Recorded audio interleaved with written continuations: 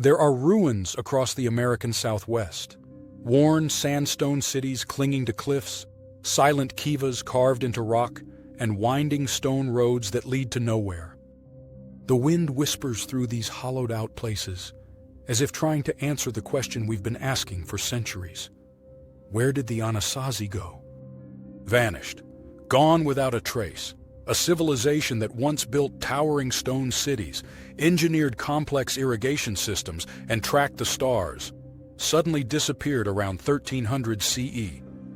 Archaeologists call them the Ancestral Puebloans, but most know them by a more haunting name, the Anasazi, a Navajo word that can mean ancient enemy or ancestors of the enemy. This is not just a story of stones and bones.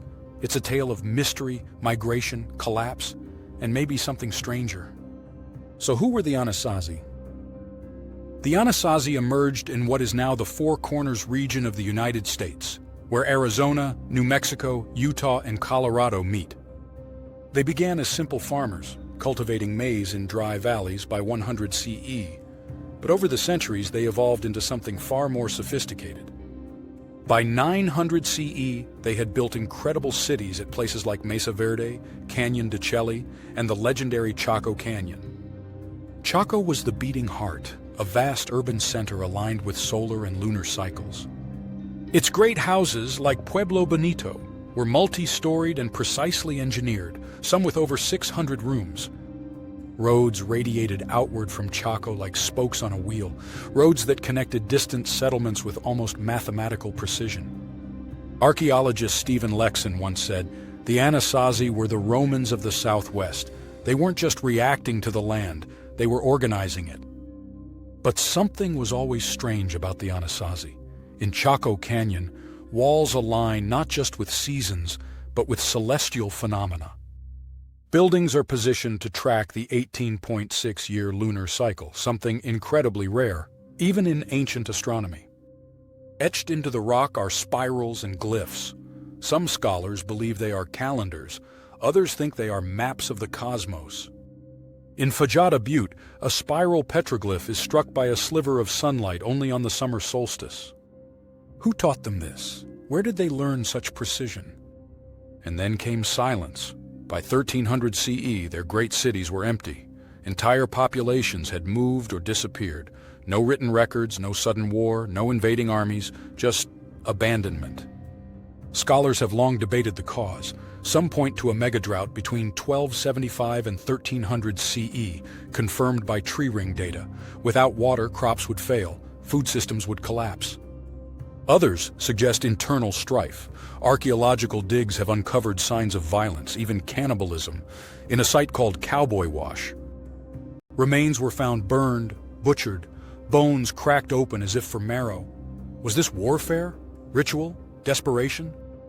Dr. Christy Turner, a forensic anthropologist, called it evidence of social breakdown, possibly even religious upheaval. He suggested the Anasazi were caught in a spiritual crisis and their gods had failed them. And then there's the idea of migration, that the Anasazi didn't vanish, they changed.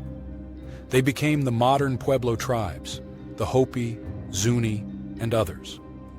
Oral histories support this, speaking of great migrations from the north, a time of upheaval and renewal.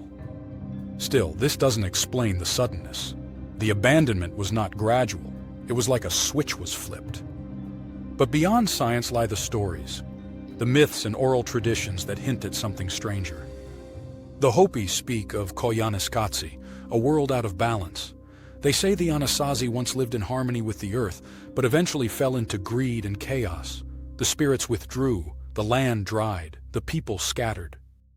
Some Navajo tales speak of skinwalkers, dark shapeshifters that emerged during times of great spiritual turmoil. Could the stories of curses and hauntings in the old cities be more than just myth?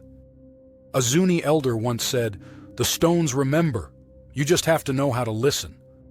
Some of the roadways that stretch from Chaco Canyon run perfectly straight for miles, even over hills, ravines, and cliffs. No switchbacks, no curves, just lines, like the Nazca lines of Peru. Why were they built like this? What purpose did they serve? A 2006 study using satellite imagery found that these roads weren't practical. They weren't for carts or travel. Some suggest they were ceremonial, maybe even astronomical markers. And what of the towers? At Hovenweep, stone towers stand alone, watching over the desert like sentinels.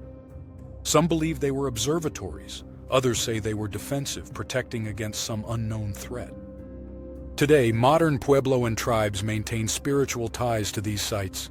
To them, places like Chaco Canyon are not abandoned, they are sacred. In 2017, the U.S. government nearly opened these lands for oil and gas leasing. Tribal leaders and archaeologists fought back, calling Chaco a living library. There are still ongoing excavations. Ground-penetrating radar reveals hidden kivas and chambers. Drone footage uncovers vast alignments still buried beneath sand. But the deeper we dig, the more questions emerge. Why did the Anasazi carve sacred rooms deep underground? Why did they watch the skies so obsessively? And why did they leave all at once? Some fringe theorists suggest ancient visitors, sky people, gods, or something else. Petroglyphs showing tall figures with unusual heads have stirred imaginations. While most archaeologists reject this, the allure remains. Others wonder if the Anasazi understood something we don't, a cycle of collapse tied to the stars or the land, a moment when it was time to walk away. Even now, if you visit Mesa Verde or the canyons of Utah at dusk, you feel it. A presence, a quiet knowing.